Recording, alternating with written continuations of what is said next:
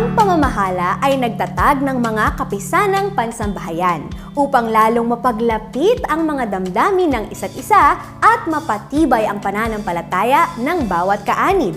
Ito ay ang mga kapisanang pansambahayan na Buklod, Kadiwa, Binhi at PNK.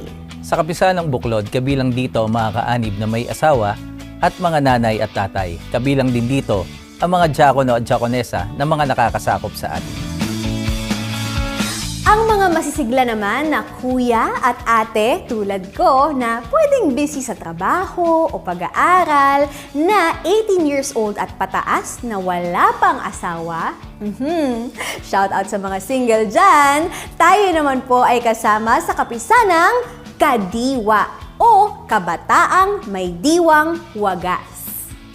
Kung ikaw naman ay bautisado na at may edad na 12 to 17 years old, magkasama tayo sa kapisanang Binhi. Shoutout sa mga younger siblings natin dyan na baka busy sa mga modules nila. At syempre bilang mga kaanib sa Iglesia ni Cristo at ngayon na alam nyo na kung saang kapisanang pansambahayan kayo kabilang, dapat ay nakikipagkaisa tayo sa mga aktibidad.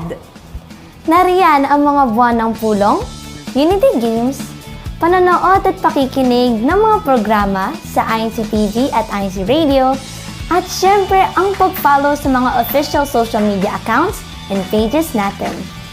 Lahat ng mga proyekto at aktibidad na inululunsad ng pamamahala ay hindi lamang para sa ating kasiyahan, kundi upang mas maging abala pa tayo sa mga gawain ng ating Panginoon Diyos upang mapangalagaan tayo tungo sa ating kaligtasan.